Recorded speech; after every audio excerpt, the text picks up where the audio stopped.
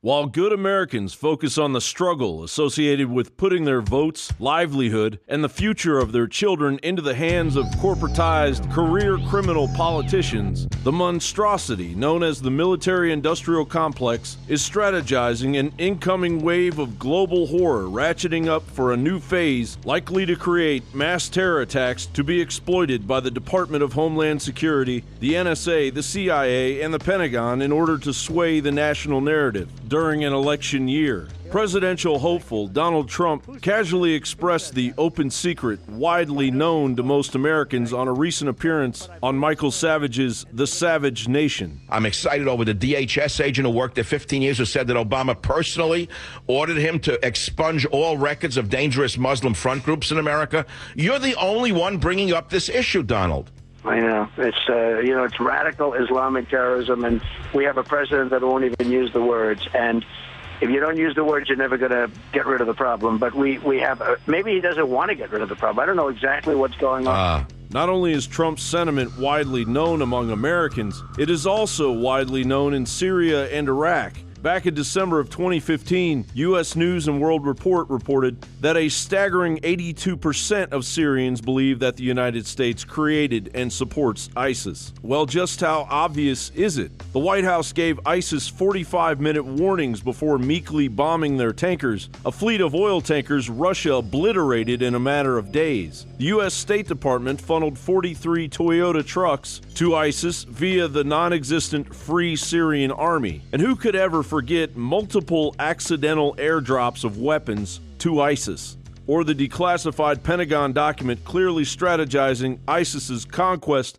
as an intended objective. Simply put, the treasonous cat has been out of the bag for quite some time now. So what are Obama and his multi-billionaire global masters scheming up now to counteract the collapse of their highly malicious actions?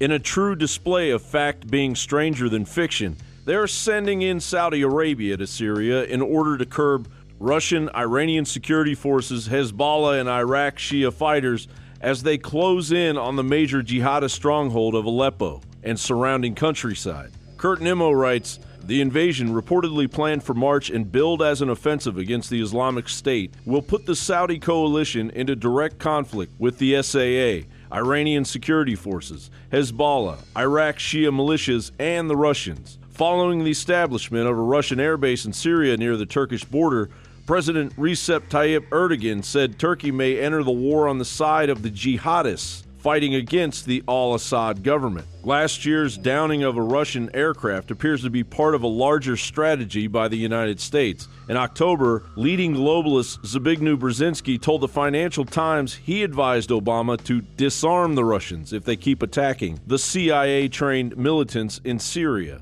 Brzezinski said, the Russian naval and air presences in Syria are vulnerable, isolated geographically from their homeland. They could be disarmed if they persist in provoking the U.S. He continued, in these rapidly unfolding circumstances, the U.S. has only one real option if it is to protect its wider stakes in the region, to convey to Moscow the demand that it cease and desist from military actions that directly affect American assets. The Saudi-led invasion is part of the strategy outlined by Brzezinski. It is designed to raise the stakes for Russia and its partners and drive Iran out of Syria. The strategy, however, is highly risky and is likely to result in an escalation and widening of the conflict, and in a worst-case scenario, precipitate direct conflict between the United States and Russia. A directive rolling towards escalation of a world war openly waged for the sake of a small group of multi-billionaires as they desperately clamor to control every living being on Earth. John Bound for Infowars.com.